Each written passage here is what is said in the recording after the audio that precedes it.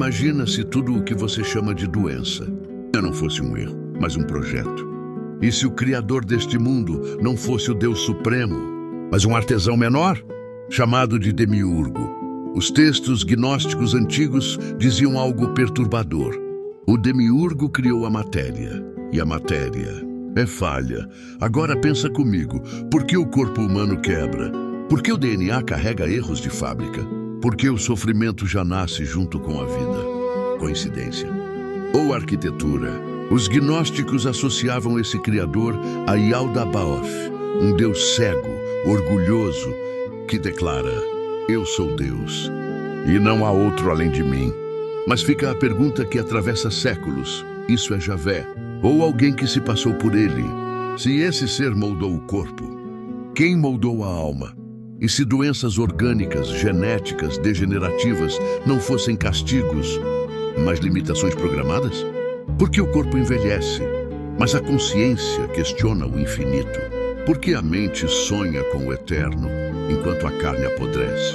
Os gnósticos diziam: o espírito não pertence a este mundo, o corpo sim. Então escuta essa pergunta. Ela ecoa há mais de 2000 anos. Se Deus é perfeito, por que a criação é imperfeita?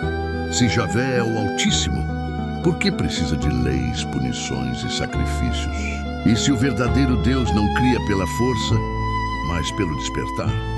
Talvez a doença não seja o inimigo, talvez seja o sintoma de um cárcere. E talvez a pergunta mais perigosa de todas seja esta: quem você adora? É o Criador do Espírito ou o carcereiro da matéria? Essa história não nasceu agora, ela foi enterrada, perseguida, queimada e sempre volta. Porque ideias não adoecem, elas despertam. Pausa longa. Agora vai mais fundo. E se você não fosse apenas um ser que vive? E se fosse uma fazenda? Uma terra viva, um campo cultivável, um organismo criado não só para existir, mas para produzir algo. Os antigos sussurravam uma história proibida. Javé não seria apenas o criador, seria o agricultor. Segundo esse mito, o corpo humano nasceu com falhas. Não por descuido, mas por design. O genoma carrega sementes, câncer, degenerações, doenças silenciosas, plantadas antes mesmo do nascimento. Não como punição, mas como cultivo. A doença nasce na carne. O sofrimento amadurece na alma. E a cura libera algo.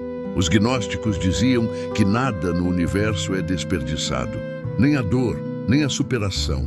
Quando o ser humano luta, resiste, se cura, se levanta, algo é liberado, uma energia, um princípio vital. E para quem isso retorna? O mito antigo responde em silêncio. Ao Criador do ciclo, da queda e da restauração, da ferida e da cicatriz. A parte boa cria a ordem, a parte ruim cria a falha, porque sem falha não há correção. Sem doença, não há cura. Sem cura, não há colheita. Por isso o mundo nunca é plenamente são, porque a fazenda não pode parar de produzir. E talvez a pergunta que realmente assusta seja esta: você vive para ser livre? Ou vive para manter de pé algo maior que você? Essa história não pede fé, ela pede consciência, porque mitos não existem para explicar o mundo.